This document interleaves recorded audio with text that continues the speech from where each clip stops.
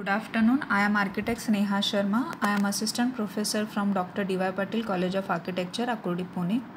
I am one of the participants of International Faculty Development Program on Environment and Sustainability. This presentation is part of this faculty training program. In my week 1 presentation, I had talked about green homes, its introduction, need and advantages, and also I had included brief guidelines of IGBC. Then in week 2 presentation, I explained IGBC norms under sustainable design section.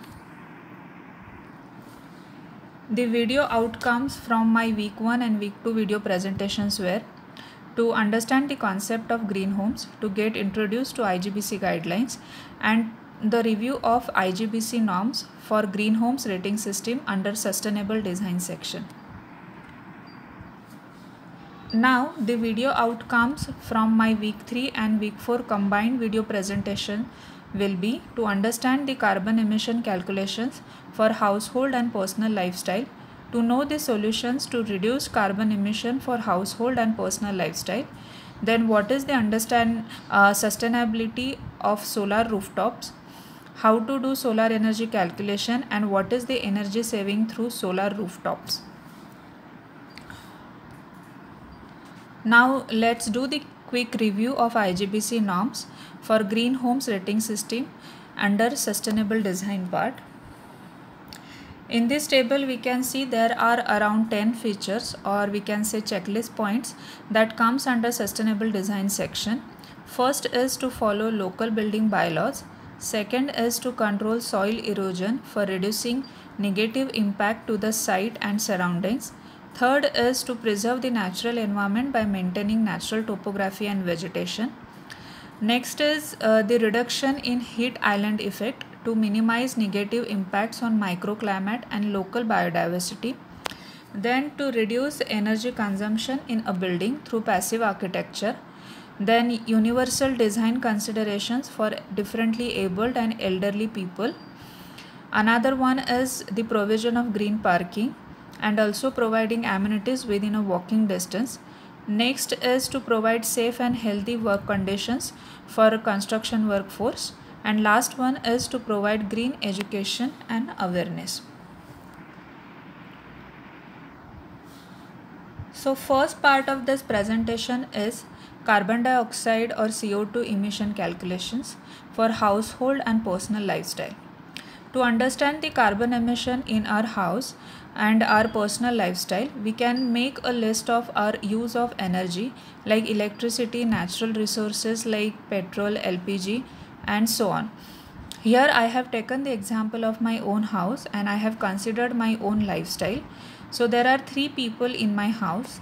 If I consider energy use for domestic purpose, then the use of electricity in my house is 120 kilowatt per month. To find out the use of electricity in your house, you can see the electricity bill that you receive every month. The carbon emission for 1 kilowatt electricity per month is around 0.90.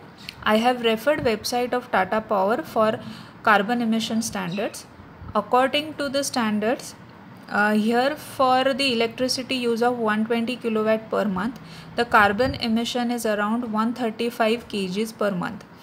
In my kitchen, I use 1 LPG gas cylinder for cooking, which contributes to 42.50 kg per month carbon emission.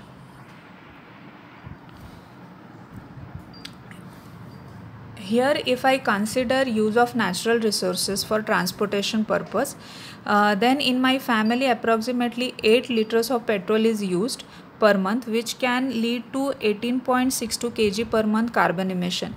If I add all the values of carbon emission for my household, then the total is 196.12 kg per month. This is the carbon emission for my family or for my household. Now let's see what is my own carbon emission. Considering my domestic and transportation use of energy, my carbon emission is 68.79 kg per month, and so my average annual carbon footprint is 0.83 tons.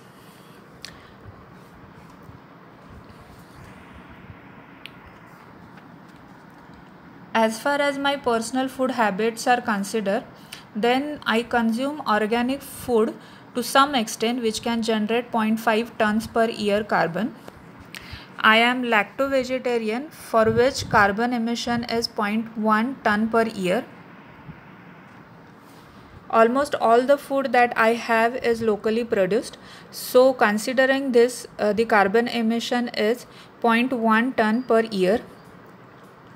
My consumption of packaged or processed food is below average. So carbon emission for this is 0.2 ton per year. I don't practice composting of food waste. So carbon emission for this is 0.2 tons per year. My food waste generation is very little, so it contributes to 0.29 tons per year carbon emission. So total carbon emission considering my food habits is around 1.39 tons per year. If we adopt new lifestyle for sustainable environment, we can definitely reduce our carbon emission. So let's see what can be done to reduce carbon emission for a household and by considering our personal lifestyle. We can use solar energy to generate electricity in our house. Solar energy can be used for cooking as well. So solar energy is pollution free and there are no greenhouse gases. It is renewable, and so dependency on fossil fuels can be reduced. Then we can start using sustainable transportation. For sustainable food habits, eat organic and locally grown food. Even you can grow some vegetables in your backyard or on your terrace garden. Buy food from the shops which are close to your house. Reduce food waste and practice composting for organic food waste. The second part of my presentation is about sustainability. In this part, I am going to talk about solar energy. We can generate electricity from sunlight with the help of photovoltaic technology. This technology converts solar energy into electrical energy. A very good example of this is solar rooftops, which can be installed on the top of the roof of our house. It is one of the measures that can make your house a green home. How the solar rooftop works. The PV cells of a solar rooftop panel is made up of PN junction cells. When solar rooftop is exposed to sunlight, this sunlight or photons give energy to electrons, and because of which these electrons move to conduction band from valence band. This flow of electrons is a current. Now, very important is to understand how sustainable is the solar rooftop. First sustainability factor for solar rooftop is that it is a renewable source of energy. Our source is sun. As far as we have sun, we can generate electricity. So we can consider this is a never-ending source of energy. Second factor is we don't need to pay our electricity bills, which can contribute to more money saving. Third is we can use solar energy for diverse or multiple applications.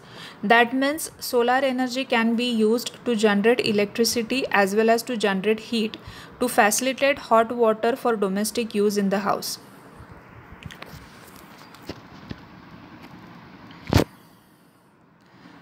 Next is, though its initial cost is more, it has low maintenance cost.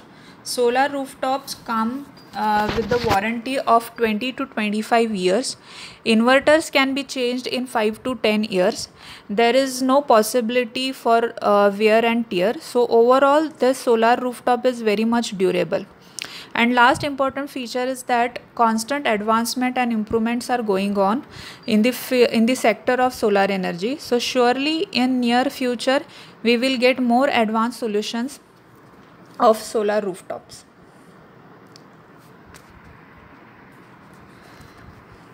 Now we will see how to calculate electricity generated from a solar panel. Here is a formula. Solar panel watts into average hours of sunlight into 75% is equal to daily watts hours. Let's assume that 250 watt solar panels and 5 hours of sunlight per day. Then 50 watts into 5 hours into 75%, that is 0.75, is equal to 937.5 daily watts hours. To translate this into kilowatt hours, we can divide it by 1000. So 937.5 divided by 1000 is equal to 0.93 kilowatt hours per solar panel. So approximately 0.94 kilowatt hours per solar panel can be the electricity generated.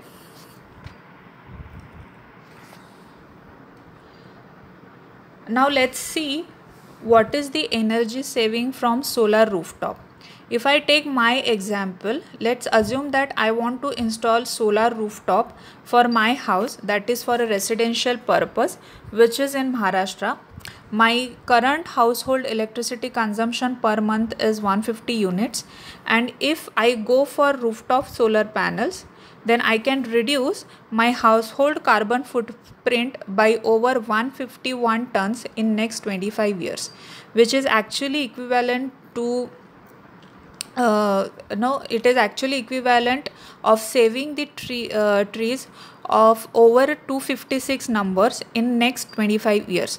Thus, solar rooftop is definitely a sustainable solution to reduce carbon footprint. So this is what I wanted to convey through this presentation. Thank you so much.